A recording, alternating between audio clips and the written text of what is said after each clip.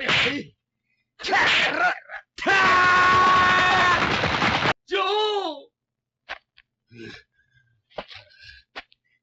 Joe の野郎。鬼姫が完全にぶっ潰しやがって。Oh my god. Hello everyone, welcome to Joe Consumes Cinema. I'm your host, Challenge Accepted, and today we have Ashita no Joe, episode 44. So really good episode last time. Showed the extent, the extreme level that Rikiishi is willing to go in order to make this fight happen, and he's killing himself trying to make that weight cut, and it's insane, but he's doing it.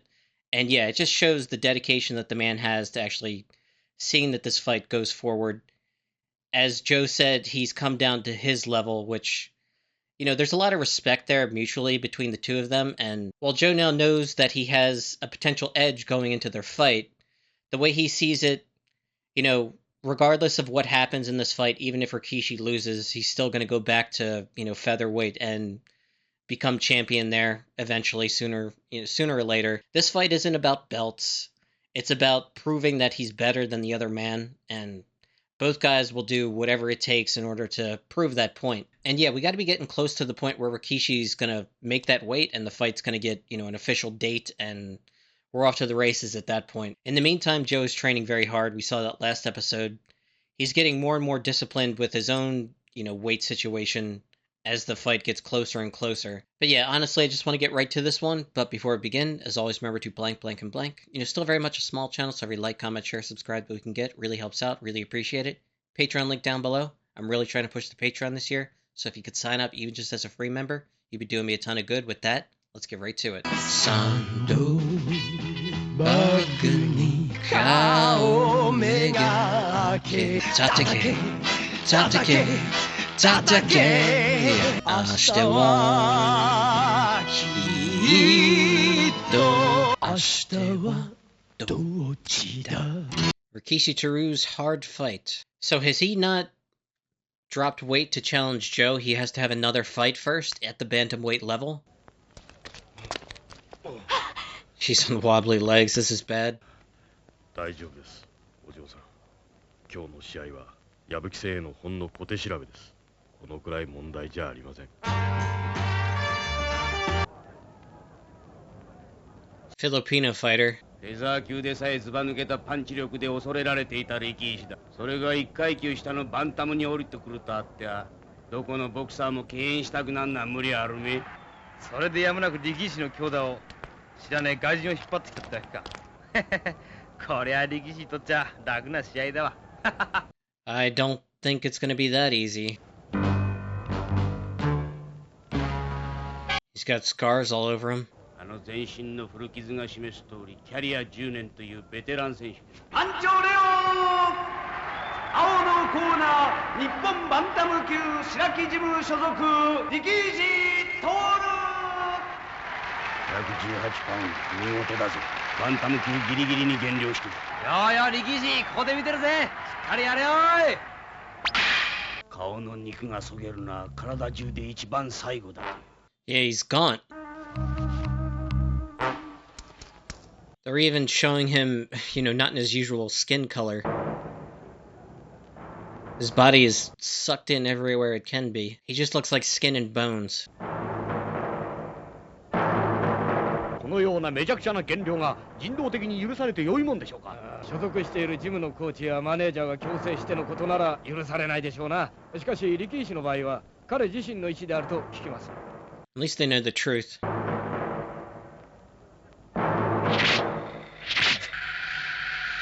It's one thing to hear that he's having a rough weight cut, and then to see the actual physical results of it. Joe is just stunned by it. Oh god. レオ、ゴングと同時に早くも打って出ます。力士交代しながらレオの動きを。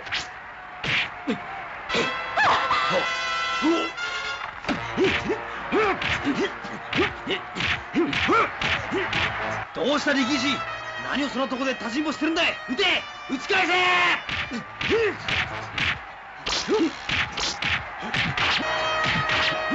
Jesus, he hasn't landed one punch yet. ゴングだゴングだ。どうしたってんだ奴は。あいつは力士かい。減量しすぎてもうダメになっちゃったんじゃないか。素人目に見てもこのまま試合を続けるのは危険だわ。セコンドに試合を放棄するよ私。自分で素人と分かってるなら黙っておりなさい。力石君はプロだぞ。勝つだけがやっとと知ってはいても、試合を投げるぐらいなら死んだ方がマシだと言うじゃろ。He's gonna have to pull something like a counter or something, use his own momentum against him. He can't keep taking this. There you go. はい。カウントノーサンキュー。今のラッキーパンチ。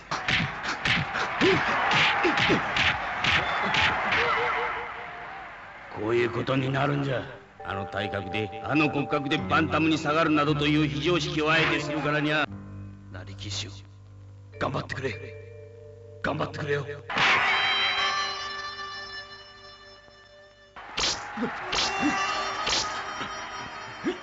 手を出せ。打ち返すんだ。力士。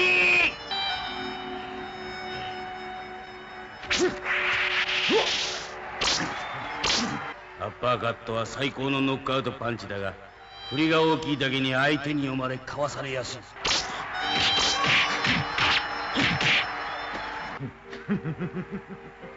また笑ってやるだ、あん野郎。そのリンバルしてやるの面を思いっきりぶちのめしてやるんだ。ほら、ジョー。Shots to the body in this condition are almost worse than shots to the head. He's down 2 rounds now. おめえはバカか、力士。老練なレオを相手に振りのどでかいアッパーばかりアホみたいに繰り出しやがって。しかしライバルの矢吹城が怒るのも無理ありませんね。いや、とにかくですね、力士選手は1ラウンド2ラウンドともただただアッパーを振り回すのみでしたからね。事実体力面の極度な衰えは人間の思考力を鈍らせますからね。力士またもやアッパーの空振り。そのアッパースイングを巧みに避けたレオ。力士の脇腹に強烈な一撃。 Oh shit. おお、やったー、いいぞ力士。当たったー。またアッパーが決まったー。ニュートラルコーナーへ。ワン、ツー。力士、お前の得意な三段打ちでとどめを刺すんだ。行けー。またアッパーか。なんだってバカの一つ覚えみたいにアッパーばかり振り回すんだ。アッパー以外の打ち方忘れたのか。ど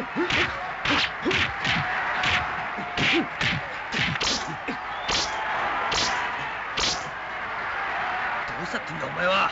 減量のあまり腕がどうかしまってまっすぐ伸びなくなっちまったのかよ。Oh shit. Straight punches. Oh, there you go. Straight right.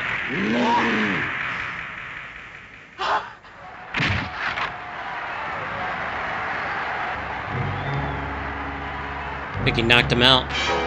I don't understand the rationale of using uppercuts only in the beginning and then at the end throwing straight punches. There's got to be a reason behind it. I just don't know what is going through his mind right now. アッパーに相手の目を慣らしておいて出し抜きにまっすぐゴーンか。俺とやるときはそんな子供魂は通用しないぜ。バカ野郎。でけえ口聞くな。あの作戦の意味もよくわかりもしねえで。作戦の意味だと。奴のアッパー作戦はお前のそのノーガード戦法を封じる決め手だってことはわかんねえのか。相手のパンチがまっすぐ突っ込んでくりゃこそお前の18番のクロスカウンターもぶっ放せる。ところが上へ上へ突き上げるアッパーだけではどうしようもない。相手の重心は前へ来るところが後ろに反り返るぐらいだからクロスはおろか普通のカウンターでさえ打ちようがないっていうわけだ。That makes a lot more sense. 対戦の時に主戦武器となるアッパーカットの実践的タイミングを磨いておったのじゃ。俺は今まで試合に臨む時勝つか負けるかなんて考えたことなかった。しかし今度ばかりは違う。なんだか勝てるって気がしねえんだ。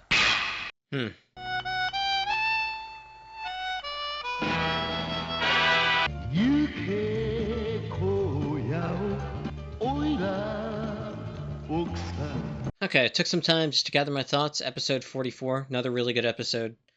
So Rikishi has made his bantamweight debut, but not against Joe. He's picked a different fighter to start things off with in order to refine, the boxing he's going to use against Joe. It's really interesting. No one at bantamweight wanted to potentially challenge, someone coming down from featherweight, especially Rikishi, whose power is already so impressive at featherweight. Him coming down in weight class basically gives him a huge advantage, and yeah, they're just afraid whatever fighter they put in there against him, he's just going to crack and destroy. Because of that, none of the Japanese bantamweights, except for, Joe, would challenge him, so they have to go outside, and they end up fighting a Filipino boxer, Pancho Leo. So the guy is like scarred up like crazy, despite the fact that he's ranked 8th in the Philippines. You can tell like he's a veteran, experienced boxer. He has a very rough style, sort of similar to Joe, just I'd say Joe probably has more overall power and is a little bit more ruthless, I think. But this guy came out swinging hard against a very depleted Rikishi, who you saw, like they literally, made him a different color to show just how like drained and depleted he is. Everything is sucked in. His face is completely gaunt. And yeah, Rikishi really went through it to make this 118 limit and just barely managed to do it. He comes out and he's throwing uppercuts. Just again and again, left and right uppercuts. And like none of them are landing. He's taking straights and hooks to the face and body. He's getting worked over really good. Every once in a while, he would land an uppercut that actually did some damage. He ended up knocking the guy down twice in the fight. But most of the fight was him, getting really beat up. It wasn't until the end when he finally switched things up and started throwing, straight punches, 2 left jabs, and then a right straight that finally knocked him out that, he started really having success. It's interesting. Joe interpreted what Rikishi was doing as him just getting the guy used to, the distance and timing of the uppercut and then just switching it up on him. So the really effective straight punches, which is eventually what won him the fight, were more easily set up. But then Dangpei throws cold water on that idea immediately, and he tells him he's using uppercuts because he's practicing for what he's going to do to you. There's no way to, use Joe's signature weapon, the right cross counter, against an uppercut. He's talking about how the mechanics are like completely different. The center of gravity is like almost leaning backward when you throw the punch. And yeah, it's something that Rikishi is refining in this fight so that he can use it against Joe in a future match. This realization kind of shakes Joe to his core, like he didn't think that's what was happening, and then to be told that like that, and then realize he doesn't have a plan for dealing with that, at least not yet anyway. He actually thinks like for the first time in any of the fights he's ever had, that he could potentially see himself losing a fight against Rikishi. And that's pretty shocking. I did not think Joe would get to that point. He's always been so cocky and arrogant.